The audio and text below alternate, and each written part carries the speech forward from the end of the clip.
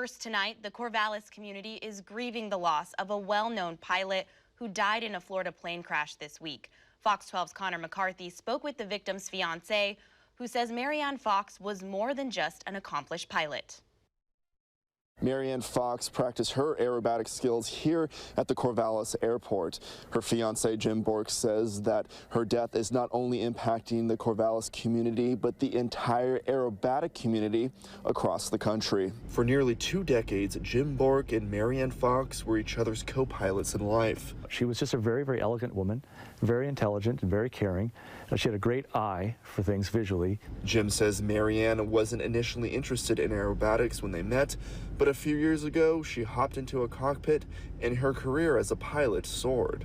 I mean, she really just took to it really, really well, and she had a lot of characteristics in her personality that made her very well suited for it.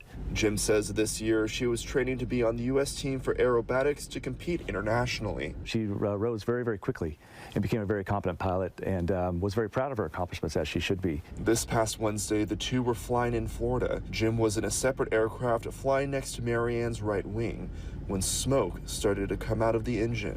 I talked on the radio, and she said that she had engine trouble and was needing to make a landing right away. Jim says he stayed with Marianne as they descended into the St. Augustine airport. He says he was with her up until touchdown. At that moment, I was very confident she had made a successful landing. I don't know what happened after that. Investigators in Florida told Jim Marianne survived the crash, but the plane flipped over on its top with the cockpit stuck in the water. Time passed as rescuers tried to reach Marianne.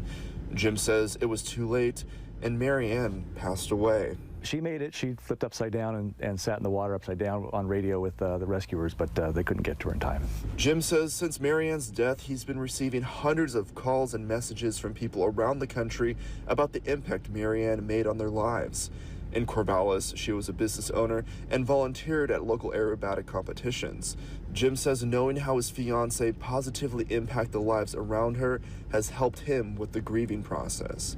But the biggest impact Marianne made was on Jim and her family. And I will be reliving it for a long time, so it's not easy at all. But I know Marianne, and she would be the one to tell me that, that I have to accept this because it's the reality, and I just know how she would want me to do that. So I think about her, and that's what I have to do. I know I have to do that, but I'm not there yet. That's not going to happen anytime soon, yeah.